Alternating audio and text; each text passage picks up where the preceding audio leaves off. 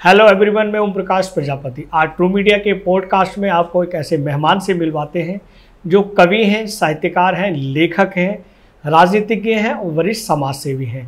आप हैं भुवनेश सिंघल जी। भुवनेश सिंघल जी, आपका ट्रू मीडिया के पॉडकास्ट में हार्दिक अभिनंदन है, स्वागत है। नमस्कार, आपको भी और ट्रू मीडिया देखने वाले मेरे सभी दर्शकों को भी हृदय से धन्यवाद। हम प्रश्नों की ओर चलते हैं। जैसा कि हम जानते हैं और हमारे दर्शक जानते हैं कि आप राष्ट्रीय स्वयंसेवक संघ यानी आरएसएस के शिक्षित हैं 1 साल के। ये प्रेरणा आपको कैसे मिली कि आप आरएसएस में प्रथम वर्ष शिक्षित लें और इसमें क्या आपने सीखा और क्या आगे बदलाव हुआ? ओम प्रकाश जी, पहला प्रश्न ही आपने बहुत अच्छा किया। मेरे मन का पहला प्रश्न कर लिया आपने। जी जी। मैं शायद 8 या 9 वर्ष का रहा हूँगा जी। तब मैं पहली बार शाखा में गया। जी। हमारे क्षेत्र में शाखा लगाया करते थे मोहनलाल जी। जी। तो हम बच्चे अक्सर भगत सिंह पार्क में यमुना विहार जाते थे। तब उन्होंने एक दिन कहा कि आप बच्चे आते तो हो यहाँ पर, क्यों ना शाखा में आओ। तो शाखा में गए। आपको बहुत मर्म की बात बताता हूँ, शाखा का महत्व बताता हूँ कि शाखा जीवन में है क्या, आरएसएस का एक मानव जीवन में क्या योगदान है। सामान्य खेल हम भी खेलते थे उसके अंदर।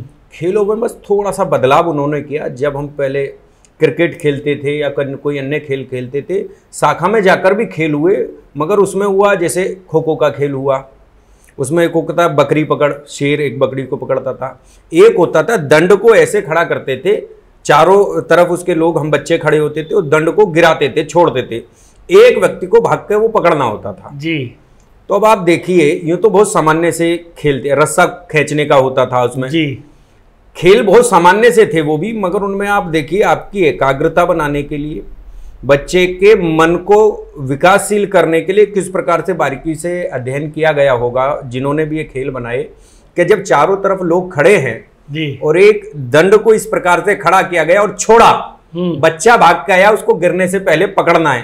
यानी कि आप देखिए उस बच्चे खेल के अंदर उस बच्चे के हृदय में किस प्रकार से आप अपने एकाग्रता का भाव जगा दिया कि दंड को गिरने से पहले आपको भागकर लपकना है, उसको पकड़ना है। तो ये संघ सिखाता बहुत बारीकी के साथ। राष्ट्रवाद की जो प्रेरणा संघ देता है, मुझे लगता है कि इस समय में पूरे विश्व के अंदर ऐसा कोई संगठन नहीं है जो राष्ट्रवाद की इतनी बारीक शिक्षा हमारे देश के नौनिहालों को देता है, देश के नौजवानों को देता है। इसलिए संघ से प्रेरणा मिली। आज संघ मेरे जीवन में बसा है। संघ को यदि मैं अपने जीवन से निकाल दूं तो शायद इस मनुष्य जीवन की कल्पना नहीं की जा सकती या जीवन बेमानी होगा। आपने प्रथम वर्ष शिक्षित किया, उस शिक्षित करने से आपके जीवन पर क्या प्रभाव पड़ा? देखिए, संघ में एक प्राथमिक वर्ष होता है, फिर प्रथम वर्ष होता है, फिर द्वितीय वर्ष और अंतिम स्टेज है तृतीय वर्ष। यानी कि आप मान लीजिए शिक्षा में यदि 10th 12th ग्रेजुएशन और पीएचडी जी, तो उस हिसाब से मान ले कि मैं 12th मैंने की हुई है संघ की, यानी कि प्रथम वर्ष किया हुआ है। प्रथम वर्ष जब हमने किया तो वो 21 दिन का शिविर हमारा लगा। कृष्णानगर में एक स्थान है, स्कूल है, गीता भवन करके था, उसके अंदर हमारा, क्योंकि काफी समय हो गया उन बातों को। जी प्रथम वर्ष लगा। 21 दिनों के लिए हम घर से बाहर रहे। वहां ना तो फोन अलाउड होता, ना आप वहां पर पैसे ले जा सकते। आपको जो 20-50-100 रुपए बस केवल इतने की अनुमति होती है। केवल बहुत आवश्यक कोई पड़ गया तो उसके लिए 10-20 रुपए बस। आप उन 21 दिनों में घर से कोई संबंध नहीं रख सकते, आप ना बातचीत करेंगे, यहाँ तक कि घर में कितनी भी बड़ी समस्या हो आप वहाँ से वापस नहीं आ सकते। ये नियम होता है संघ का। और इस नियम का जब हमने पालन किया, 21 दिन फ़ोन से दूर रहे, अपने परिवार से दूर रहे। संघ में उस शिविर के दौरान सुबह प्रातः 4 बजे जी एक व्यक्ति आपको सीटी बजाकर उठा देता है और सीटी तब तक बजती है जब तक कि आप उठ ना जाएं, तब तक चलता रहता है। अगर आप तब भी नहीं उठे तो 4:15 से 4:30 के बीच भजन मंडली आ जाती है, वो आपके कान के पास ढोलक बजाती रहती है और आपको कुल मिलाकर 4:30 तक हर हालत में उठना और 5 बजे तैयार होकर आपको शाखा स्थल पर पहुंच जाना। रात को 10 बजे तक का एक क्रम चलता है, लगातार चलता है। आपको वहाँ पर बौद्धिक दिया जाता है, संघ के बड़े बड़े वक्ता आते हैं, वहाँ पर बौद्धिक देते हैं आपको। कई बार संघ में ये भी देखा गया है, जो संघ के विरोधी मानसिकता के लोग हैं वो कहते हैं कि आखिर संघ में होता क्या है, संघ में क्यों लोग ये जुगट बनाकर बैठते हैं। शाखाओं में हम जब बैठते हैं, एक साथ बैठते हैं, मैं आपके चैनल के माध्यम से उन सभी लोगों से आह्वान करता हूं कि यदि संघ को जानना हो तो मेरा निवेदन है कि दूर से रहकर उसका जो है पूरा आप उसको ना कहें कि दूर से देख करके क्या होता है, एक बार मेरा निवेदन है कि संघ की शाखाओं में आ जाएं। सबसे छोटी इकाई संघ की शाखा, आप केवल मात्र उस सबसे छोटी इकाई में एक बार आइए और जानिए कि वहाँ के युवा, वहाँ के बच्चे आखिर उस झुंड में बैठकर करते क्या हैं। तो आपको पाएंगे वहाँ पर देशभक्ति की बातें होती हैं, राष्ट्र को अपने परम वैभव पर कैसे ले जाया जाए, राष्ट्र को पुनः विश्वगुरु जो थे, हम सोने की चिड़िया जो थे, उस पद को प्राप्त वापस कैसे किया जाए, केवल इसी प्रकार की बातें होती है। वहाँ पे अपने वीर सैनिकों की बातें होती हैं, वहाँ पर हमारे जितने भी वीर बालक रहे उनकी बातें होती हैं, हमारी वीरांगना रहे उनकी बातें होती हैं, क्रांतिकारी रहे उनकी बातें होती है। कुल मिलाकर केवल और केवल धर्म की बातें, सनातन संस्कृति की बातें और हमारे क्रांतिकारियों के माध्यम से हमारे जीवन में प्रेरणा देने का कार्य यदि कोई करता है तो वह संघ करता है। क्या बात है, क्या बात है सिंघल साहब, बहुत सारी जानकारी आपके द्वारा आरएसएस के बारे में मिली। हम ये भी जानना चाहेंगे कि क्या आरएसएस में मुस्लिम समाज के लोग भी होते हैं? हाँ बिल्कुल होते हैं। बहुत अच्छा प्रश्न किया। हमारे माननीय इंद्रेश जी हैं जी, इंद्रेश जी ने ऐसा ही एक प्रकल्प चलाया हुआ है जिसमें बहुत बड़े पैमाने पर उन्होंने मुस्लिम समुदाय के लोगों को जोड़ा है। क्या बात है। और उनकी संख्या 1, 2 या 1000, 5000 में नहीं है, लाखों में है पूरे देश में, पूरे देश के अंदर। और बड़ा काम कर रहे हैं माननीय इंद्रेश जी। उसमें जो मुस्लिम समाज के लोग जो जुड़े, पहले तो उनमें भी हिचक थी क्योंकि उनके जितने भी मुल्ला मौलवी हैं इन सब लोगों ने उनको इस प्रकार भ्रम से डाला हुआ था कि जैसे संघ उनके लिए कोई अछूत हो या उनके लिए कोई खतरा हो। मगर जब लाखों मुस्लिम संघ की शाखाओं में जाने लगे इंद्रेश जी के माध्यम से जी, तो उन्होंने भी जाना कि संघ तो केवल और केवल एकमात्र राष्ट्रवाद की शिक्षा देता है। संघ का कार्य मदरसों जैसी शिक्षा देना नहीं है, संघ का कार्य केवल अपने धर्म की शिक्षा देना नहीं है, संघ का कार्य यह नहीं है कि नन्हे नन्हे बच्चों के अंदर आप देश विरोधी गतिविधियों का समर्थन करने वाली सोच का डेवलप करें। संघ का लक्ष्य केवल एकमात्र यही है कि देश का वो नागरिक, चाहे वह हिंदू समाज से हो, चाहे मुस्लिम समाज से हो, चाहे ईसाई समाज से हो या अन्य किसी भी धर्म से हो, किसी भी जाति से हो, किसी भी संप्रदाय से हो, केवल उनका एकमात्र लक्ष्य होता है कि इस देश के नौजवानों में देशभक्ति की बात को डाला जाए, धर्म की बात को डाला जाए और विशेष रूप से सनातन संस्कृति के झंडे को उनके हृदय में इस प्रकार लहराया जाए कि जब वो अपने यौवनावस्था को प्राप्त करें तो देश में जो विचार भगत सिंह के थे, जो विचार चंद्रशेखर के रहे, जो रानी लक्ष्मीबाई के विचार रहे, इस देश के लिए अपने जीवन को कुर्बान कर देने की भावना जो रही, वही भावना को जन्माने का काम संघ करता है। हमारे देश को आज़ाद हुए 77 वर्ष के लगभग हो गए हैं और हमारा जो आरएसएस का जो संस्था है ये बहुत आज़ादी से पहले की है। बावजूद उसके हमारे बीच में, हमारे देश में अल्पसंख्यक के लोग जो है एक भ्रम फैलाते हैं और भारत को अखंड भारत नहीं होने देते हैं। इसके पीछे ये प्रयास कब तक चलेगा या हमारा अखंड भारत कब तक हो पाएगा? देखिए, अखंड भारत की कल्पना को यदि साकार करना है तो सबसे पहले उन बिंदुओं पर ध्यान करना होगा कि आखिर वो कौन से कारण रहे जो अखंड भारत खंड खंड हुआ जी। जब तक किसी भी वृक्ष की जड़ों को नहीं आप पहचानेंगे उन जड़ों में क्या खामियां रही जो वृक्ष सूखा, तब तक आप वृक्ष को हरा भरा पुनः नहीं कर सकते। सबसे पहले जानना पड़ेगा कि वो कौन कौन से कारक रहे जिनसे भारत अखंड हुआ। उन कारकों को यदि पहचान कर उन पर काम करने का प्रयास किया तो निश्चित मानिए कि आपको शाखाओं पर, वृक्ष की शाखाओं पर, पत्तियों पर, तने पर काम करने की आवश्यकता नहीं है। आवश्यकता केवल है तो एकमात्र जड़ों पर काम करने की आवश्यकता है, यानी कि उन कारकों को खोजने की आवश्यकता है जिनके कारण भारत खंड खंड हुआ। उन खंड खंड होने वाले कारकों को पहचान कर जिस दिन इस देश के नौजवान को वो बताना सीख गए हम लोग कि ये कारक रहे, ये कारण रहे इस देश को खंड खंड करने के, आप यकीन मानिए 90% हल उस दिन इस भारत को अखंड बनाने का उस दिन निकल जाएगा। जो हमारा खंड खंड भारत है वो अखंड भारत होने में कितना वक्त लगेगा?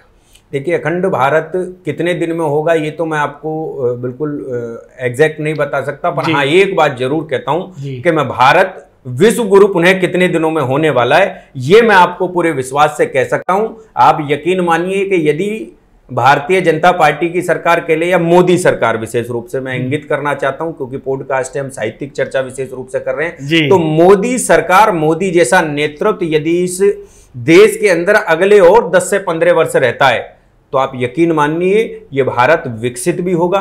हम हमेशा विकासशील रहे, झूलते रहे पिछले, जब से 77 वर्षों से देश की आज़ादी के 7 दशक हम केवल इसी विषय में झूलते रहे। पहला कदम है जब हम शान से कहते हैं हम विकसित होने के बिल्कुल मुहाने पर खड़े हैं। एक चोट और लगने की देर है। मोदी जी का एक नेतृत्व जिस दिन इस देश को और मिलेगा, अगला 29 का नेतृत्व जैसे ही मोदी जी को मिलेगा, आप यकीन मानिए देश विकसित भारत की कतार में खड़ा होगा। और जिस दिन भारत विकसित भारत होगा उसके बाद अगला लक्ष्य भारत को विश्वगुरु बनाने का होगा। और ये भारत विश्वगुरु बनकर रहेगा, इसको दुनिया की कोई शक्ति रोक नहीं सकती। एक यकायक प्रश्न मेरे मन में, सामाजिक प्रश्न आया है सिंघल साहब, कि हम विश्वगुरु की ओर अग्रसर हैं, लेकिन आजकल के जो हमारे युवा हैं, युवा दंपति हैं, चाहे वो लव मैरिज करते हैं या अरेंज मैरिज करते हैं, उनकी संख्या न्यायालयों पर तलाक लेने के लिए बढ़ती जा रही है। उनके आपसी तालमेल, आपसी संबंध, आपसी विचार शिक्षित होने के बावजूद भी नहीं बन पाते। ये संख्या तलाक लेने की या संबंध विच्छेद करने की संख्या दिन प्रतिदिन बढ़ती जा रही है। ये एक चिंतन का विषय है। इस विषय आप क्या कहना चाहें? देखिए, देश में ना हमारा जो पूरे विश्व ने जो हम क्योंकि लंबे काल तक गुलाम रहे, पहले जी मुगलों के रहे बड़े काल तक, लगभग मोटा मोटी देखा जाए समग्र माना जाए तो लगभग 800 वर्षों के करीब रहे, अंग्रेजों के गुलाम हम रहे जी। तो हमारे भारतवर्ष ने और हमारे पूर्वजों ने गुलामी के काल को बहुत लंबे समय तक सहा है। तो उसको सहने के कारण क्या हुआ, जो हमारी मूल संस्कृति थी, शिक्षा पद्धति, जो हमारी मूल शिक्षा पद्धति थी, जो हमारे गुरुकुलों में मिला करती थी, उससे हम बिछड़ गए। संस्कार के रूप में कह सकते हैं। हमारी नैतिक शिक्षाएं खत्म हुई जी। हमारे संस्कारों पर पलीता मार दिया गया क्योंकि हम गुलाम रहे। हमारे आका जो बनकर इस देश में आए, उन्होंने हमारे संस्कारों को रौंदा, बड़ी बेरहमी के साथ रौंदा, हमारी संस्कृति पर प्रहार किया और विशेष रूप से हमारे धर्म पर प्रहार किया। बिल्कुल। जब व्यक्ति धर्म से विमुख होता है, तो मैं कई बार इन बातों को मंचों से भी कहता हूं प्रकाश भाई, कि आपको अधर्म करने के लिए अलग से कुछ करने की आवश्यकता नहीं है। केवल आप धर्म करना बंद कर दीजिए, अधर्म स्वतः ही प्रकट हो जाएगा आपके जीवन में। वाह वाह वाह, बहुत आप केवल पुण्य करना बंद कर दीजिए, पाप अपने जीवन में अपने आप आ जाएगा। आपको अलग से पाप करने के लिए कुछ नहीं है। पुण्य से विमुख व्यक्ति ही पापी होता है, वाह। धर्म से विमुख व्यक्ति ही अधर्मी होता है। केवल मूल इतना है, जब जब हम धर्म से विमुख हुए, इस प्रकार की आपदाएं इस देश पर आई हैं, इस समाज पर आई हैं। आप यकीन मानिए, शिक्षा पद्धति में इस समय बड़े बदलाव की आवश्यकता है। केवल हमको शिक्षा नहीं चाहिए, शिक्षा के साथ साथ में नैतिक शिक्षा भी चाहिए, सांस्कृतिक शिक्षा भी चाहिए हमको। जिस दिन ये नैतिक शिक्षा और सांस्कृतिक शिक्षा इस राष्ट्र में प्रथम हो गई, आप यकीन मानिए जिस प्रकार के केस आप बता रहे भारत में, ये आना बंद हो जाएंगे। बहुत बढ़िया, बहुत अच्छी जानकारी आप हमारे दर्शकों को दे रहे हैं। सिंघल भाई, हम आगे चलते हैं। हमारा प्रश्न है कि आप रेल मंत्रालय के रेल बोर्ड के सलाहकार के रूप में आपकी भूमिका रही है। ये भूमिका क्या रही है और इस भूमिका को निभाने में आपने क्या क्या योगदान दिए? देखिए, हम जिस संगठन से जुड़े हुए लोग हैं जी, वो हमको समय समय पर विभिन्न प्रकार की जिम्मेदारियां देता है कि हम समाज के काम कर सकें जी। चाहे मैं पहले शिक्षा निदेशालय के मैं उसमें रहा, डीजेके में वाइस चेयरमैन था, फिर मैं अभी वर्तमान में आंगनवाड़ी कमेटी में हमारे विधायक हैं श्री अजय महावर जी, नेता चीफ व्हिप है विपक्ष के, वो तो उनके स्थान पर मैं आंगनवाड़ी कमेटी में इस समय मेंबर भी हूँ। रेलवे बोर्ड में भी मेंबर में बनाया गया जी, केंद्र सरकार में। तो इस प्रकार की जितनी ये जिम्मेदारियां हमको दी गई, समाज का हित करने के लिए, जो लोगों को सुविधाएं नहीं मिल पा रही, उन सुविधाओं को पहुंचाने के लिए सरकार और जनता के बीच की कड़ी के रूप में हमको लिया गया। तो जब जब सरकार को आवश्यकता होती है या अन्य किसी भी विभाग को, डिपार्टमेंट को आवश्यकता होती है, तो हम अपनी सलाह के माध्यम से, अपने कार्यों के माध्यम से जनता की आवाज को उठाकर उन तक पहुंचाने का कार्य करते हैं। हमारा केवल यही भूमिका होती है कि हम बीच की कड़ी के रूप में, मध्यस्थता के रूप में, सरकार और जनता के बीच में मध्यस्थता का काम करते हैं। बहुत अच्छी बात है। जनता की समस्याएं, आप लोगों की समस्याएं, महिलाओं की, बच्चों की समस्याएं आप सरकार तक पहुंचाते हैं और उनका समाधान। जैसे मैं एक उदाहरण देता हूं, मैं जब आरडीजे के स्कूल में था जी, तो दिल्ली सरकार का वो स्कूल था। जब मैं उसमें वाइस चेयरमैन के रूप में चुना गया, तो उसमें मैंने देखा कि पानी की बहुत कमी थी। बच्चों लगभग उसमें एक पाली के अंदर 1600-1700 बच्चे थे, दोनों पालियों के मिला के लगभग 3500 बच्चे थे। पानी की टंकी उसमें मात्र 1000 लीटर की थी। आप कल्पना कीजिएगा, बहुत बारीकी से बात को समझाता हूं। 1000 लीटर की मात्र टंकी थी जिस समय मैं उसमें स्कूल में वाइस चेयरमैन बना, और उसमें 70 लोगों का स्टाफ था। भयानक गर्मियों में आप कल्पना कीजिए, और उसी 1000 लीटर में देखिए पीने का भी पानी, उसी 1000 लीटर में टॉयलेट का भी पानी, उसी 1000 लीटर में बच्चों के बर्तन धोने का, लंच में, बाथरूम में भी पानी। आप कल्पना कीजिए वो 70 का जो स्टाफ था ना, उन स्टाफ को भी 1000 लीटर पानी कम पड़ता था। बच्चों के हिस्से में एक बूंद भी पानी नहीं आता था। मगर मैंने संघर्ष किए, मैं सरकार के नुमाइंदों से लड़ा, डिप्टी डायरेक्टर ऑफ एजुकेशन से लड़ा, और अंततः मैंने अपने रहते हुए उस पानी की संख्या 3000 लीटर तो पीने का पानी किया, और 3000 लीटर ही हाथ धोने का पानी और टॉयलेट का पानी, यानी कि लगभग 6000 लीटर पानी किया। उस स्कूल में डेस्कों की व्यवस्था की, वहाँ के पूरा स्टाफ मने करता था, मगर सबके विरोध में जाकर मैंने डेस्कों की वहाँ पर व्यवस्था की। पंखे जो खराब होते थे उनकी तत्काल ठीक होने की व्यवस्थाएं उस गर्मी में की मैंने। टिन शेड उस स्कूल के ऊपर पड़ा था। कई बार सरकारें तो दावा कर देती हैं जी कि हम विश्व स्तरीय स्कूल दे रहे हैं, मगर क्षेत्रों में आकर देखें, जमीन पर आकर देखें तो हकीकत बिल्कुल अलग होती है। आज भी टिन में स्कूल चल रहे हैं। जो लोग कहते हैं ना स्विमिंग पूल हमने स्कूलों में बना दिए, होगा कोई एक उदाहरण पूरी दिल्ली भर के अंदर, मगर अब वास्तविकता हम लोगों के क्षेत्रों में आकर देखिए, पीने का पानी हम नहीं दे पा रहे हैं। इससे ज्यादा शर्म की बात राजनीति के लिए क्या होगी, जब हम अपना हवा महल खड़ा कर लेते हैं, राजमहल बना लेते हैं, जब हम ये दावा करके आते हैं कि मैं कोई बंगला नहीं लूंगा, और उसके बावजूद भी हम 2 बंगलों को मर्ज कराकर एक बंगला बनवा लेते हैं। यानी कि आज तक के जितने भी मुख्यमंत्री हुए उनसे भी बड़ा बंगला जब हम ले लेते हैं, 8 लाख के पर्दे लगा लेते हैं, करोड़ों की टाइलें लगा लेते हैं, तब हमारे लिए राजनीति के लिए आईना दिखाने का काम करते हैं। यही स्कूल और यही बच्चे, यही क्षेत्रीय नेतृत्व तो आपको काम करता है आईना दिखाने का कि आप किस प्रकार से आपका नैतिक पतन हो चुका है, कि बच्चों के पीने का पानी आप उनके हलक से छीनकर, उनके हिस्से से छीनकर और अपने घर का स्विमिंग पूल बनवा रहे हैं। शर्म की बात है ये राजनेताओं के लिए। बड़े दावे के साथ कहता हूं, मैं बहुत आक्रोशित होता हूं मैं इन बातों पर। बहुत शर्म की बात है प्रत्येक राजनेता के लिए, चाहे वो मैं हूं या अन्य कोई हो। यदि हम अपने देश के नौनिहाल के भविष्य का पानी ले रहे हैं और अपने स्विमिंग पूल में डाल रहे हैं, तो इससे ज्यादा मरने की कोई बात नहीं है। ये राजनीति हो सकता है आज आप राजनीति में बड़े पदों को लेकर चले जाएं, मगर आने वाला समय कभी आपको क्षमा नहीं करेगा। और राजनीति का ये गिरता स्तर, इसका यदि कोई कारण होगा तो आने वाला भविष्य केवल और केवल एकमात्र आपको मानेगा। और आपकी आने वाली पीढ़ी भी जिस दिन इस भारत को पुनः गुलामी की ओर कोई ले जाएगा और आपके बच्चे आपसे प्रश्न करेंगे, पापा आप मेरे राज्य के मुख्यमंत्री थे, आपने तब किया जब हम गुलामी की ओर जा रहे थे, जब हम संकटों के दौर से गुजर रहे थे, तो आपकी हिम्मत नहीं होगी अपने बच्चे से आंख मिलाने की। आप नजरें झुकाने के अलावा कोई आपके पास अवसर नहीं होगा। सिंघल साहब बहुत अच्छी जानकारी दे रहे हैं आप, और बात कर रहे हैं दिल्ली सरकार की, जो देश की राजधानी है। हम यहाँ पर यह भी जानना चाहेंगे, जब आप पानी की बात कर रहे हैं, तो जो दिल्ली सरकार है, दिल्ली सरकार ने पूरे दिल्ली प्रदेश के लिए बिजली और पानी फ्री की योजना चला रखी है, वर्तमान में भी है।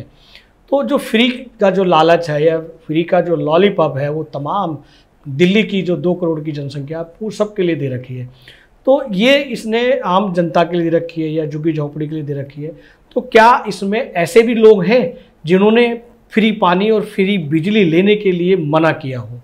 बिल्कुल, देखिए वैसे तो विषय राजनीति में चला जाएगा, हम साहित्यिक चर्चा के लिए बैठे हैं, पर फिर भी राजनीति और साहित्य भी जुदा नहीं है जी। साहित्य यदि जनता के हित की बात करता है, समाज के हित की बात करता है, तो राजनीति को भी समाज के हित की ही बात करनी चाहिए। आपने बिल्कुल सही विषय रखा कि बिजली पानी जैसा ये विषय जैसे फ्री वाला चल रहा है। मैं एक बात जानना चाहता हूं आपसे, एक गरीब परिवार का तबका लगभग कितने की बिजली यूज कर लेगा अगर उसको बिल देना पड़े तो? लगभग 1000 रुपए की? नहीं, इससे भी कम। इससे भी कम, ठीक है, चलिए मान लेते हैं मोटा मोटी 1000 रुपए की बिजली एक परिवार 1 महीने में लाइट में जला लेगा। आपने उसको फ्री दे दी। अब वो फ्री कैसे दी? देखिए, आपके परिवार में एक बुजुर्ग है, उसको अगर पेंशन मिलती सरकार से तो 2500 की पेंशन मिलती, 2500-3000 हजार की कम से कम, है ना। पिछले 7 साल से हमने पेंशन बंद की हुई है। बिल्कुल, नई पेंशन नहीं बंद रही 7 साल से। बुजुर्ग पेंशन बंद है, वृद्धावस्था पेंशन, नई पेंशन बंद है, नई पेंशन 7 साल से बंद है। तो 7 साल में क्या कोई दिल्ली में बुजुर्ग नहीं हुआ? बड़ी संख्या में, लाखों लोग हुए ना बुजुर्ग, बड़ी संख्या में। तो आपने 2500 रुपए तो उनके बचा रहे हो आप। उस परिवार को 2500 जिसको मिलने थे आप नहीं मिल पा रहे क्योंकि उसकी पेंशन नहीं बंदी। राशन कार्ड पिछले 8 साल से नहीं बने, तो 8 साल से जब राशन नहीं बने गरीबों के, तो आप मानी के लगो 500, 700, 800 रुपए का तो उसको लाभ होता अगर राशन कार्ड उसका होता। बिल्कुल, तो बिल्कुल। आपने लगभग 800 रुपए वो बचा लिए उसके। आप 2500 रुपए पेंशन के, 800 रुपए राशन कार्ड के, केवल अभी 2 ही चीज बताई हैं, 3300 रुपए बचा रहे हैं उसके, और आप उसको 500, 700, 1000 रुपए की बिजली मुफ्त देकर उस पर एहसान कर रहे हैं। वो तो एक नादान है, उसको तो हिसाब लगाना नहीं आता। आपको तो आता है, आप तो ऐसे जालिम व्यापारी ना बनिए कि किसी के 1,000 रुपए का झुंझुना देकर उससे 2,500 रुपए की तिजोरी कब्जा ली आपने उसकी, 3,500 रुपए की तिजोरी कब्जा ली आपने उसकी। 3,500 रुपए में देश की जनता से भी ये बात कहता हूं कि आपके 3,500 रुपए सरकार मारती है, तब जाकर आपको 1,000 रुपए की बिजली फ्री देती है। वाह, बहुत अच्छी बारीकी से आपने ज़मीन से जुड़कर जानकारी दी। हमारे दर्शक देख रहे हैं, बहुत ही अच्छा लग रहा है, बहुत लाइक और कमेंट्स कर रहे हैं। हम आगे बढ़ते हैं। सिंघल साहब, अनहद काव्य धारा की आपने एक संस्था की स्थापना की, इस संस्था को स्थापना करने की आपको कैसे आवश्यकता पड़ी और इसके उद्देश्य क्या है?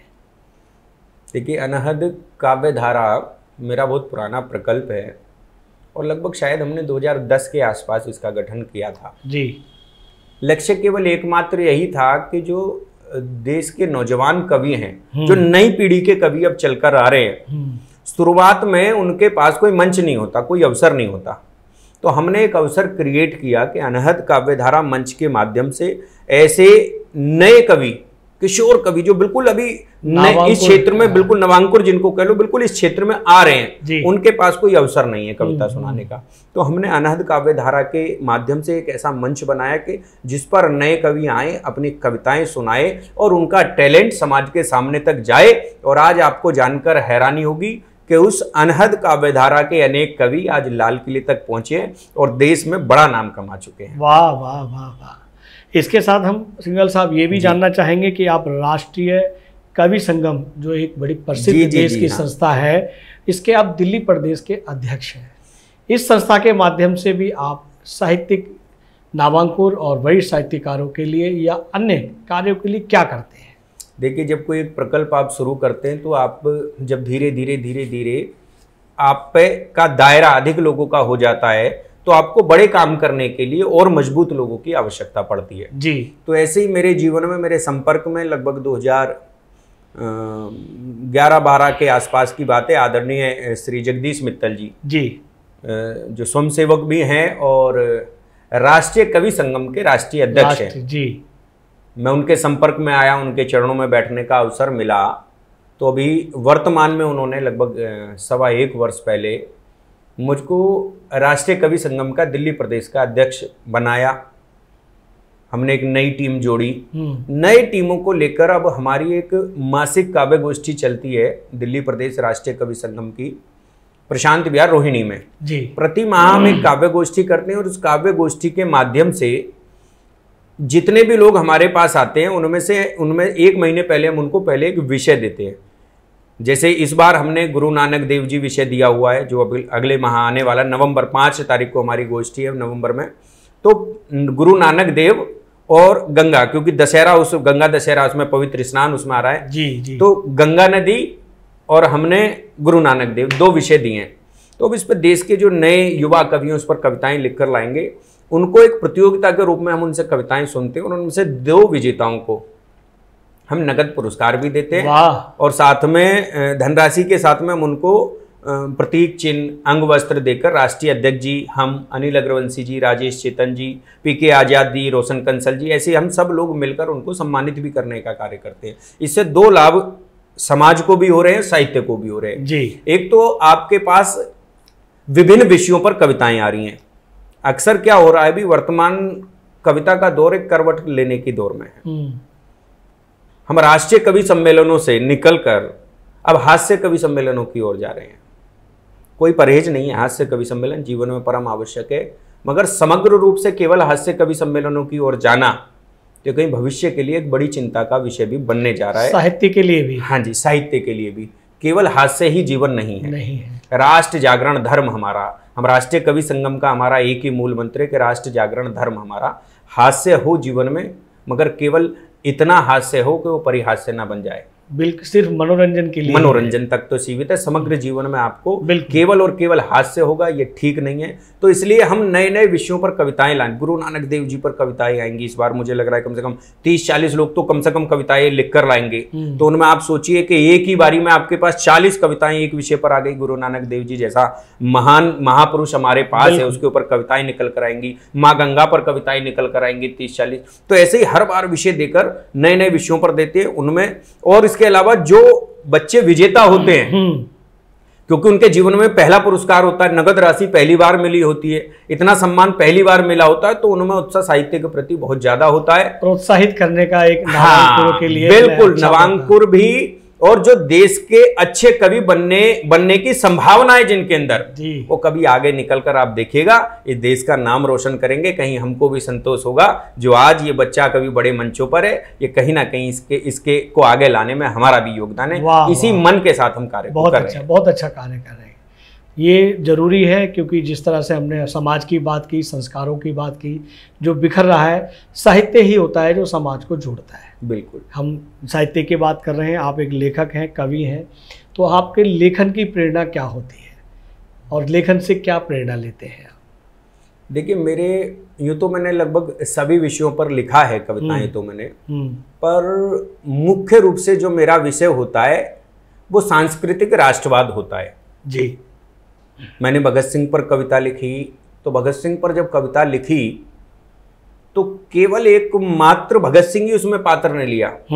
भगत सिंह जैसे व्यक्ति तो इस देश में बहुत सारे हुए, मगर भगत सिंह ही इतने लोकप्रिय क्यों हुए, भगत सिंह ही इतने महान क्यों हुए कि आज भारत रत्न जैसा सम्मान भी उनके नाम के आगे छोटा लगता है कि ऐसा क्या कार्य किया होगा। क्रांतिकारी तो बहुत हुए। तो भगत सिंह ने अपने जीवन काल में जो मुख्य काम किया, भगत सिंह के जीवन से जोड़कर मैंने उस कविता को लिखा।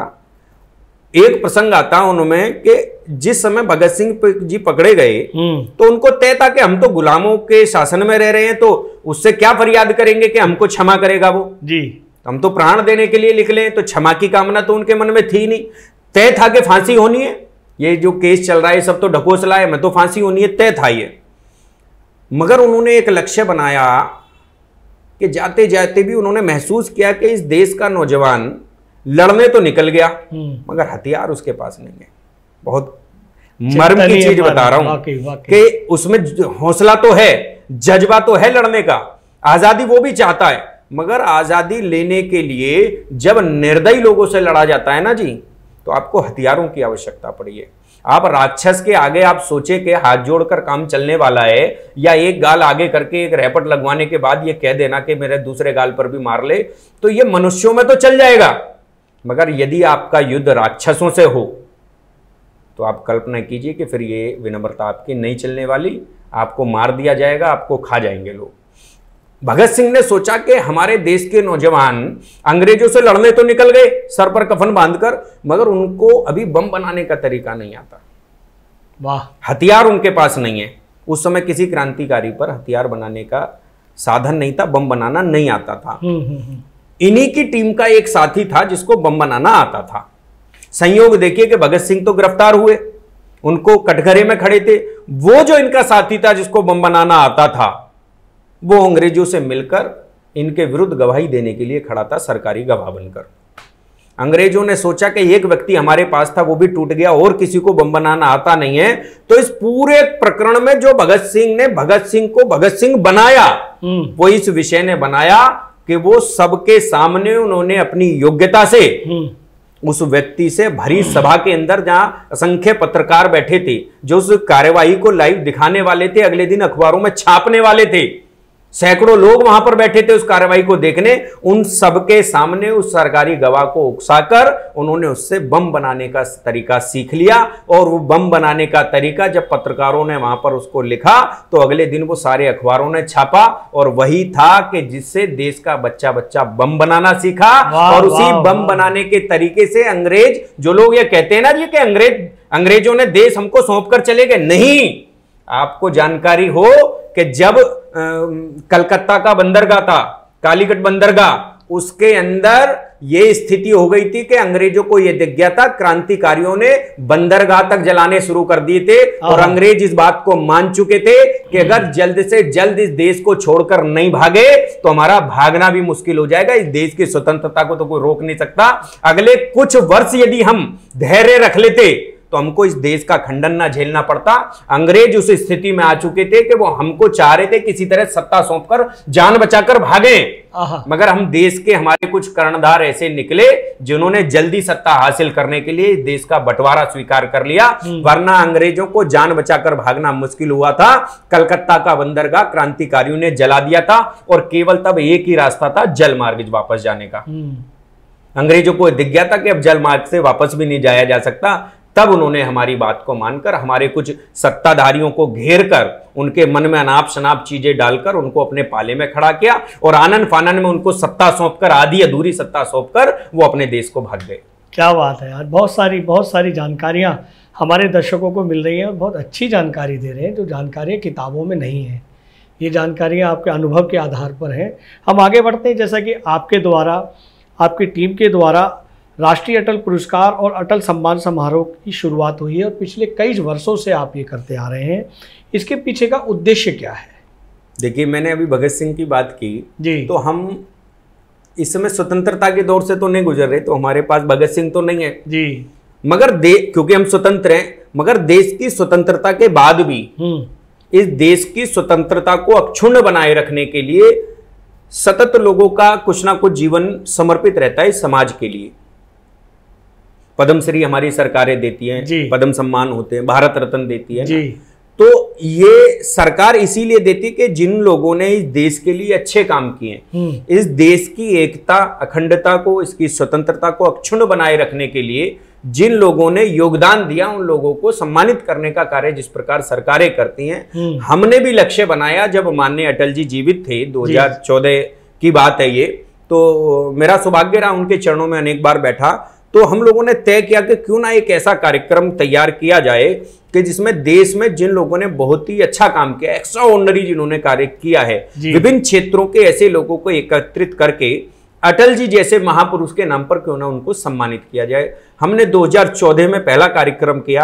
आज 2024 चल रहा है और 24 दिसंबर को पुनः 11वां हमारा इस संस्करण कार्यक्रम भारत मंडपम में होने जा रहा है 24 दिसंबर को जी। तो इन पिछले 10 वर्षों में लगातार 10 कार्यक्रम हम कर चुके, एकादश है इस बार। तो इन 10 वर्षों में हमने बहुत सारे लोगों को, चाहे वो पद्म भूषण बिंदेश्वर पाठक हो, प्रणब मुखर्जी हो, अमीषा पटेल हो, नरेंद्र चंचल हो, मालिनी अवस्थी हो, नलिनी कमलनी हो और अनूप जलोटा जी हों, ऐसे अनेक लोगों को हमने सम्मानित किया और उनके उन विशेष कार्यों के लिए मेजर जनरल हों, ऐसे तमाम शिक्षाविद हों, रणदीप गुलेरिया जी थे, पद्मश्री इसके एम्स के डायरेक्टर थे, ऐसे लोग हों, तो दिव्या काकरान थी, खिलाड़ी थी जी। ऐसे लोगों को हमने सम्मानित किया और ये सोचकर सम्मानित किया कि अटल जी जैसे महापुरुष के नाम पर जब ये लोग सम्मानित होंगे तो इनको तो जीवन में आगे कुछ अच्छा करने की प्रेरणा मिलेगी ही, साथ में अटल जी जैसा जो महानायक है उसकी विचारधारा, उसकी प्रेरणा इस पूरे देश में जाएगी।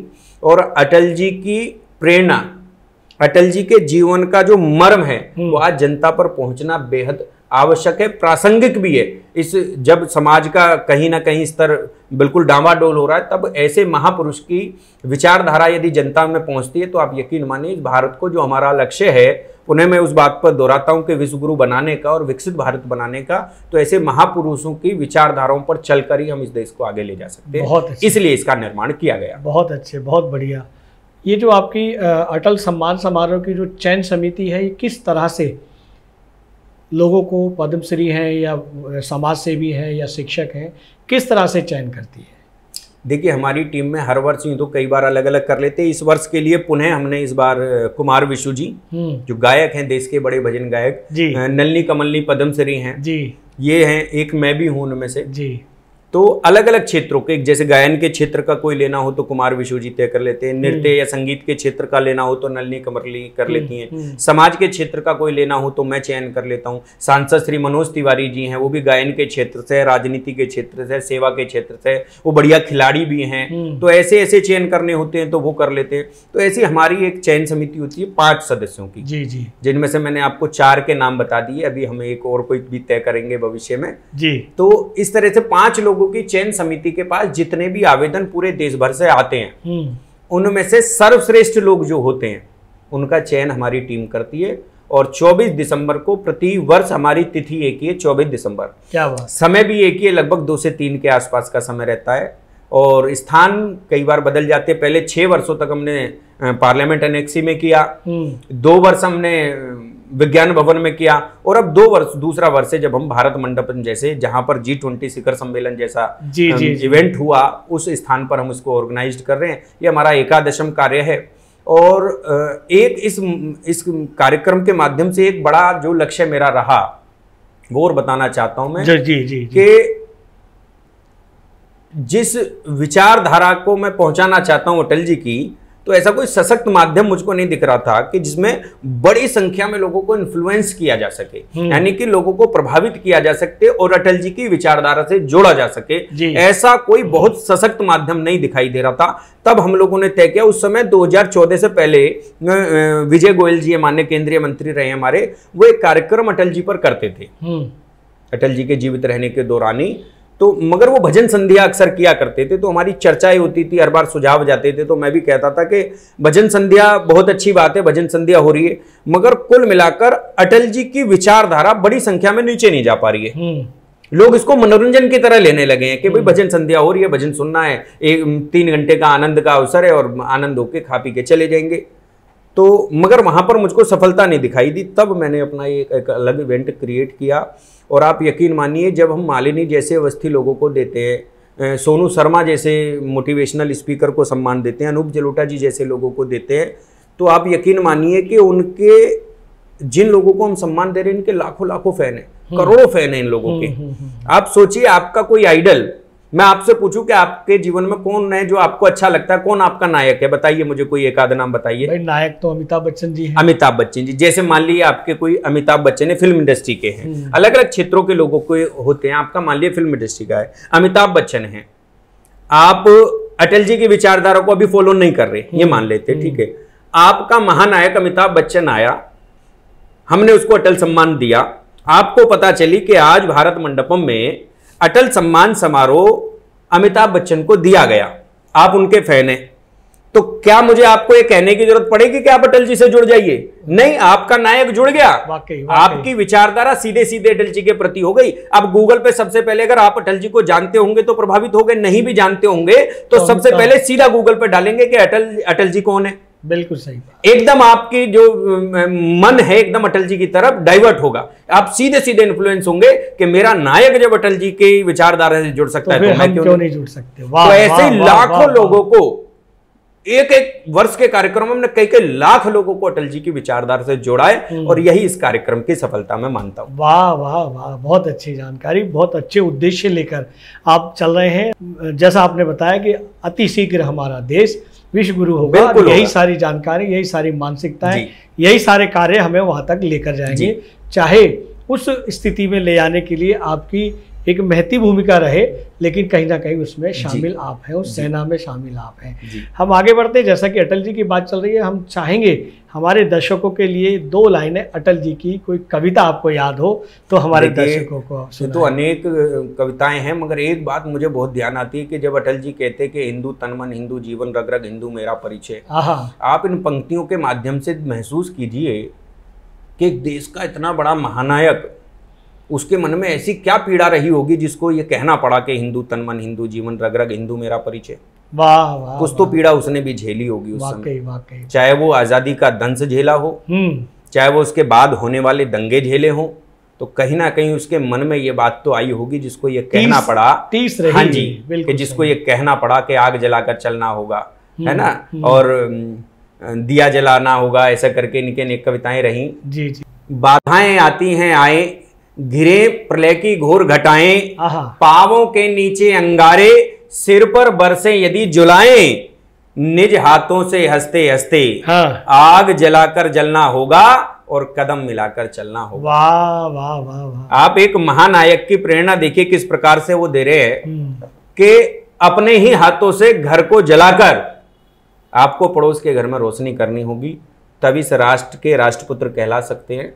तब जाकर आप सच्चे समाज सेवक कहला सकते हैं। यदि आपके अंदर इतनी कुवत नहीं है कि आप अपना घर जलाकर समाज में रोशनी करें, तो इस समाज सेवा का क्षेत्र आपके लिए नहीं है। आप घर बैठे अपनी दुकान खोले, दाल रोटी कमाए, इतना पर्याप्त है। अपने बच्चों का भरण पोषण करें। यदि समाज के लिए आप उतर गए, समाज सेवा के लिए उतर गए, भले ही वो राजनीति के माध्यम से हो, भले ही वो साहित्य के माध्यम से हो, भले ही वो समाज सेवा के माध्यम से हो, यदि आप जनता की सेवा के लिए उतरे हैं तो आप ये निश्चित मानिए कि जब तक आपके अंदर ये जज्बा नहीं होगा कि मैं अपना घर जलाकर भी समय आने पर इस समाज को रोशनी दूंगा, तब तक आपकी समाज सेवा बिल्कुल व्यर्थ है, बिल्कुल ढकोसला है। वाह वाह वाह, बहुत अच्छी जानकारी। सिंघल साहब, हम आगे चलते हैं कि समाज सेवा के क्षेत्र में, साहित्यिक क्षेत्र में, राजनीतिक क्षेत्र में बहुत सारे काम कर रहे हैं, लेकिन पिछले कुछ वर्षों से आपने बच्चों आओ मंत्र सुनाओ और गिफ्ट ले जाओ, इस तरह के कार्यक्रम भी चला रखे हैं। इसे चलाने के पीछे के उद्देश्य, और ये बच्चों के लिए है या अभिभावकों के बड़ों के लिए भी है, ये भी बताएं। देखिए, बहुत अच्छा आपने, मुझे लगता है कि पूरा पहले अध्ययन किया तब जाकर ऐसे प्रश्न निकलते हैं। मेरा एक प्रकल्प चला सबसे पहले जब कोरोना की पहली वेव आई, उसके बाद एक दिन माननीय प्रधानमंत्री श्री नरेंद्र मोदी जी ने कहा कि पूरे विश्व के अंदर ऐसा जानने में आया कि बड़े तो मास्क को लगाने लगे हैं मगर बच्चे अभी मास्क नहीं लगा पा रहे जी।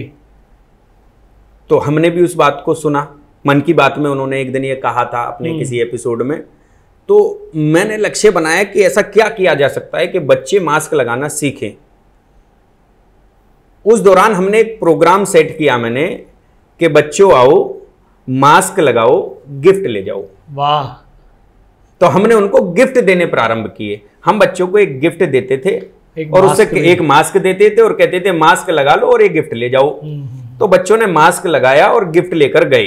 तो उस गिफ्ट का ये असर हुआ कि कई हजार बच्चे धीरे धीरे धीरे धीरे उस गिफ्ट के माध्यम से ऐसा प्रेरित हुए कि हजारों लोगों ने मास्क लगाया।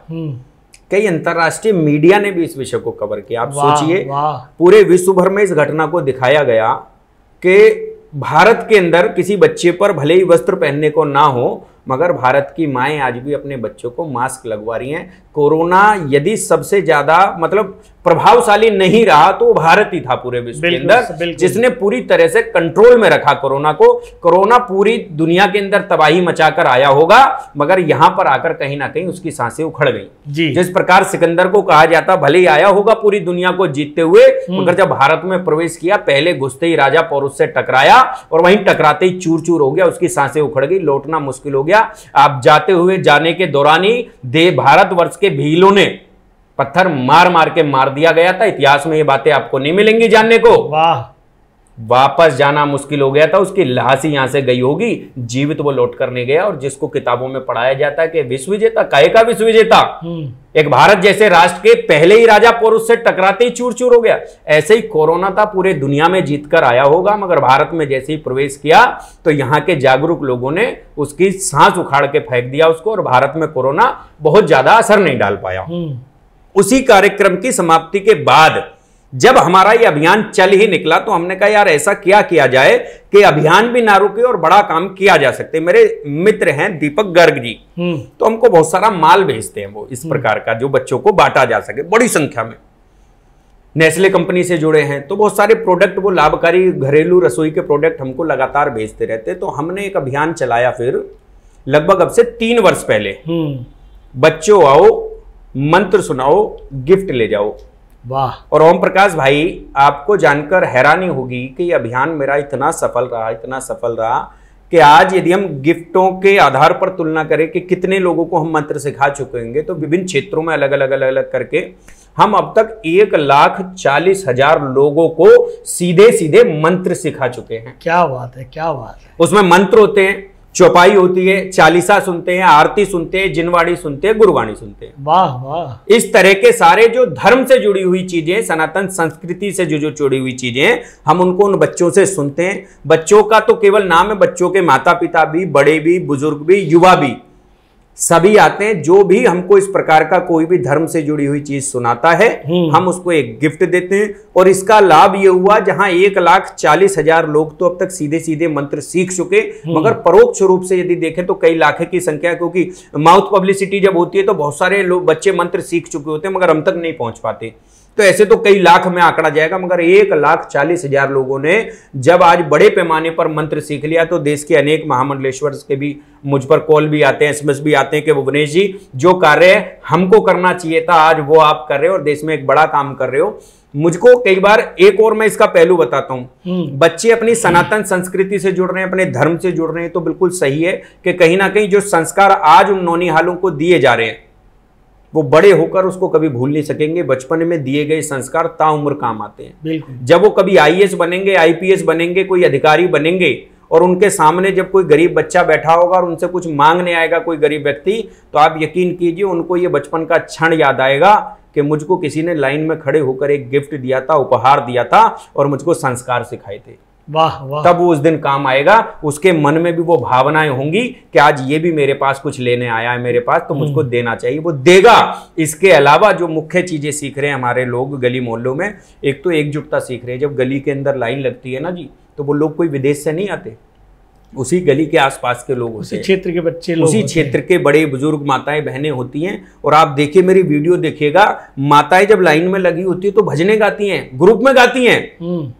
कितना अच्छा लगता है कि हम यहाँ मंत्र सुनाओ अभियान चल रहे हैं, जो महिलाएं पीछे है वो अपने ग्रुप बना के कीर्तन कर रही हैं, भजन कर रही हैं, आरतियां कर रही हैं, पूरा वातावरण, पूरी गली ऐसी मंत्रों से गुंजायमान होती है। आप सोचिए एक बारी में हम 4-5 हजार बच्चों तक को, महिलाओं को, पुरुषों को मंत्र सिखाते हैं। आप सोचिए एक ही गली में 5,000 बार मंत्र कोई जो सुनाए जा रहे हैं, जयकारे गूंज रहे हैं, चालीसाएं हो रही हैं। उस गली का वातावरण देखिए कितना शुद्ध हो जाता होगा, कितना पवित्र हो जाता होगा। और साथ में जो माताएं बहनें एक दूसरे को कभी जानते नहीं थे, आज वो लाइन में लगे हुए तो सबको पता चल गई ये फलाने की बेटी है, फलाने की बहू है, ये फलाने का पिता है, ये फलाने का भाई है। उनमें आपसी सौहार्द बढ़ रहा है, एकजुटता का भाव बढ़ रहा है, एकाग्र रहने का भाव बढ़ रहा है, आपसी सौहार्द बढ़ रहा है। और इसके अलावा एक और बात बताता हूं, जब वो माइक पर बोलती है ना मंत्रों को, तो उनमें बोलने की भी कला डेवलप हो रही है।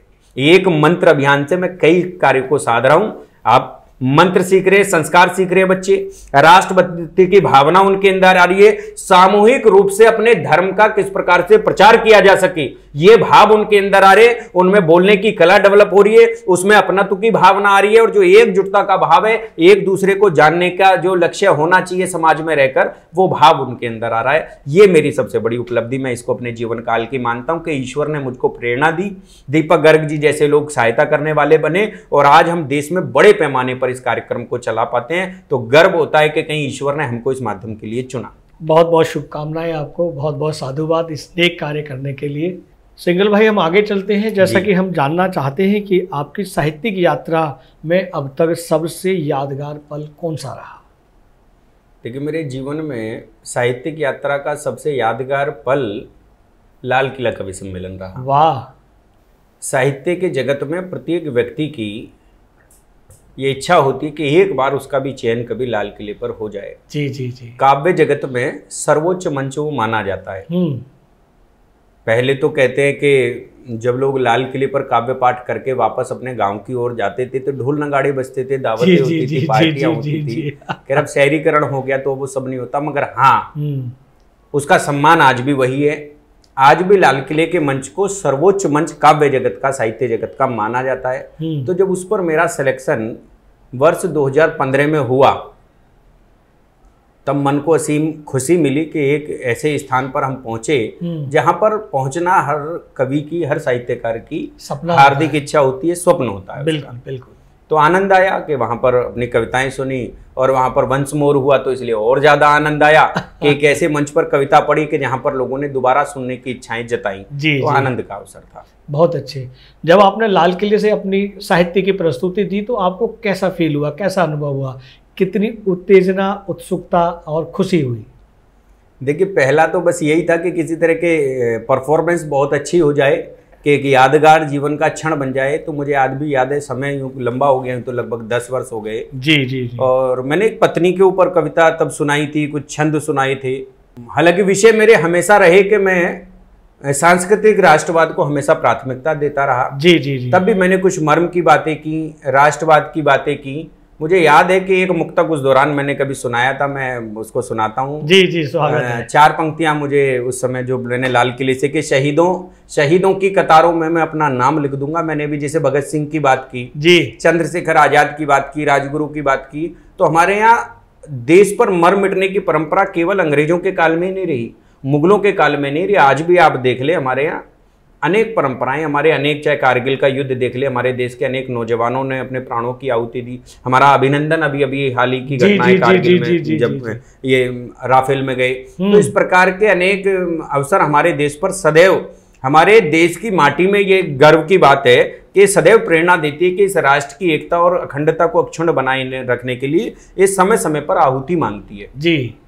तो वो देने के लिए हमारे देश का नौजवान सदैव तत्पर रहता है। तो उसी परंपरा का निर्वहन करते हुए इस देश की स्वतंत्रता में एक लंबी कतार लगी हुई है मर मिटने वालों की। तो उसी कतार का जिक्र करते हुए मैंने कहा कि शहीदों की कतारों में मैं अपना नाम लिख दूंगा, करूंगा काम कुछ ऐसा नया अंजाम लिख दूंगा, और भले ही डोर सांसों की कटे कट जाए गम कैसा, मगर ये आकाश के हृदय पे हिंदुस्तान लिख दूंगा। वाह वाह वाह वाह वाह, बहुत अच्छे, बहुत तो ये जज्बा सदैव रहा कि इस राष्ट्र के लिए यदि प्राणों की आहुति भी कभी ईश्वर ने अवसर दिया तो भुवनेश सिंगल तो कम से कम पीछे नहीं हटने वाला है। जब जब इस राष्ट्र को आवश्यकता पड़ेगी हम अपने प्राण, अपने शीश देने से भी पीछे नहीं हटेंगे। वाह वाह वाह वाह, बहुत अच्छे, बहुत अच्छी जानकारी, बहुत अच्छा जज्बा देशभक्ति का आपके माध्यम से हमारे युवाओं में उत्पन्न हो रहा है। और हमारे देख रहे हैं कि हमारे दर्शक बार बार कमेंट्स कर रहे हैं, लाइक कर रहे हैं और आपके लिए कुछ ना कुछ लिख रहे हैं। हम आगे बढ़ते हैं कि आज के युवा को लेखन और कविता के क्षेत्र में कैसे रुचि बढ़ाई जाए, क्योंकि हम देख रहे हैं कि युवा बहुत कम इंटरेस्ट लेता है साहित्यिक क्षेत्र में। वो तमाम व्यसनों के लिए या अपनी रुचियों के लिए या अपने सुख सुविधाओं के लिए तो ध्यान देता है, लेकिन साहित्य के लिए बहुत कम देता है। साहित्य युवाओं में रुचि के रूप में कैसे बढ़ाया जाए? देखिए, बहुत अच्छा प्रश्न आपने किया जी। मैं आपको वैसे 1-2 चीज़ें इंगित कर देता हूँ कि जी, वर्तमान दौर में कवि सम्मेलनों की संख्या बढ़ी है। हाँ, ये भी मानता हूं कि कुछ विसंगतियां आई तो राष्ट्रीय कवि सम्मेलनों ने हास्य कवि सम्मेलन का रूप ले लिया, ये भी सच है। मगर ये भी मानना पड़ेगा कि कवि सम्मेलनों की संख्या वर्तमान दौर में बढ़ी है। तो इसमें हास्य कवि सम्मेलनों को वापस राष्ट्रीय कवि सम्मेलनों की ओर कैसे लाया जाए, मुख्य विषय है। क्योंकि कवि तो निकल रहे हैं, जब संख्या बढ़ी है तो ये तो तय है कि कविता तो हमारे पास आ रही है। बिल्कुल, बस विषय है कि उस कविता में मूल भावना क्या जीवित है या नहीं है। जो साहित्य का मर्म है, जो साहित्य हमको संदेश देता है कि साहित्य का क्या लक्ष्य है, क्या वो है कि नहीं है। बस केवल इस विषय पर काम करने की आवश्यकता, और उसमें इसका सशक्त माध्यम यही कवि सम्मेलन हो सकते हैं। साथ में जैसी हम कार्यशालाएं, जिस प्रकार राष्ट्रीय कवि संगम के माध्यम से आदरणीय जगदीश मित्तल जी और हमारी टीम काम कर रही है, अनहद काव्य धारा के माध्यम से हम लोग कर रहे हैं, ये भी है। और इसके अलावा जो हमारे देश के स्थापित कवि हैं,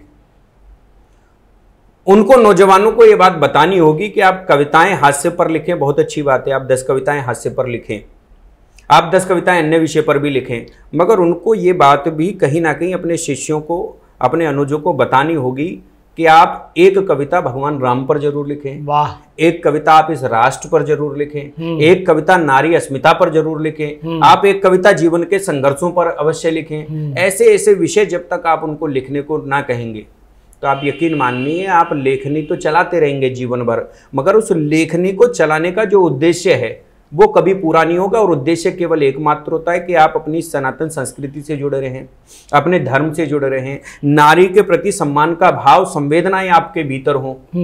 ये तभी आ सकते हैं जब आप इन विषयों पर कविताएं लिखेंगे। वाह वाह वाह। तो इसलिए देश के नौजवान को इन विषयों पर लिखना ही होगा, इसके अलावा कोई विकल्प नहीं है। आप हास्य की कविता करके आप धन तो कमा सकते हो, पूंजी तो एकत्रित कर सकते हो, चल अचल संपत्ति तो ले सकते हो, मगर अपने बच्चों को संस्कार नहीं दे सकते, अपने परिवार को संस्कार नहीं दे सकते। अपने बच्चों को संस्कार देने हैं, अपने परिवार को संस्कार देने हैं, इस देश को सुरक्षित रखना, अपने परिवार को सुरक्षित रखना है, धर्म के मार्ग पर लगाए रखना है, पुण्य के मार्ग पर लगाए रखना है। तो आप यकीन मानिए आपको अपनी लेखनी को धर्म पर भी चलाना होगा, संवेदनाओं पर भी चलाना होगा, राष्ट्र पर भी चलाना होगा और नारी के सम्मान में भी चलाना होगा, तभी जाकर वाह वाह वाह वाह वाह। सिंगल भाई, एक प्रश्न दिमाग में आ रहा है जो आजकल वर्तमान में चल रहा है, खासकर विशेषकर वो सोशल मीडिया पर चल रहा है रचनाओं की बात कर रहे हैं, लेखकों की बात कर रहे हैं, साहित्यकारों की बात कर रहे हैं, तो लोगों की कविताएं चोरी हो रही हैं। ये नया ट्रेंड, नई पहल जो बड़ी साहित्य के लिए शुभ नहीं है।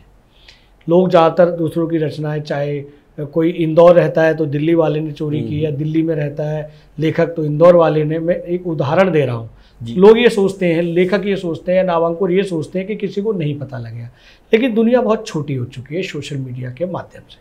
तो जो लोग चोरी करके वरिष्ठ साहित्यकारों की या अन्य लेखकों की या साहित्यकारों की रचनाएं चोरी कर रहे हैं, या ये जो सिलसिला जो चल रहा है, जो थम नहीं रहा है, इस विषय पर क्या कहना चाहिए?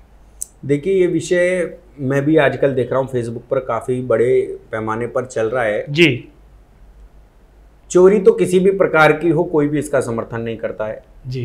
चोरी तो है ही, और खासकर बौद्धिक संपदा की चोरी करना जी, ये तो और भी ज़्यादा दुर्भाग्यपूर्ण है। आप धन तो फिर भी आने जाने वाली चीज़ें, चलाए माने धन तो, मगर बौद्धिक संपदा तो केवल और केवल उसी व्यक्ति का अधिकार है जिसके पास वो है, उसको तो नहीं बांटा जा सकता। उस वस्तु की तो चोरी ना की जाए कम से कम। और मैं कहता हूँ कि इस चोरी की कविता के बल पर आप क्या बनना चाहते हैं?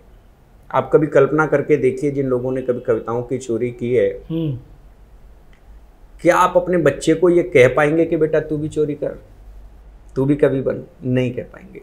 जो चीज आप अपने बच्चों से नहीं करवा सकते, तो आप मान लीजिए कि आपको भी जीवन में वो काम नहीं करना चाहिए, करना नहीं चाहिए। एक बार एक बच्चा, मुझे एक संस्करण याद आता है, जो प्रसंग याद आता है, एक बार एक बच्चा, ऐसा कहा जाता है कि एक बच्चा गांधी जी के पास, उसकी माँ उसको लेकर पहुंची, तो उसने कहा गांधी जी से कि ये मेरा बच्चा किसी की बात नहीं मानता, ये गुड़ बहुत ज्यादा खाता है, अगर आप इसको एक बार मना कर दोगे तो ये गुड़ खाना बंद कर देगा, ये आपका सम्मान करता है।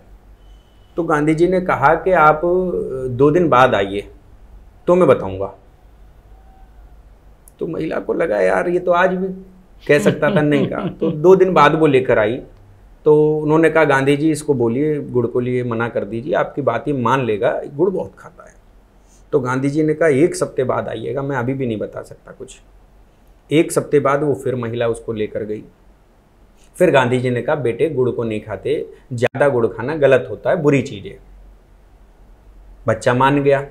उसकी माँ को हैरानी हुई कि ऐसा क्या है कि भाई गांधी 2 शब्द की कहने के लिए, हाँ, इन्होंने पहले 2 दिन लिया, फिर 1 सप्ताह लिया, ये बात तो उस दिन भी कह सकते थे। तो उन्होंने जिज्ञासावश गांधी जी से पूछा कि गांधी जी ये बात तो आप 9 दिन पहले भी कह सकते थे।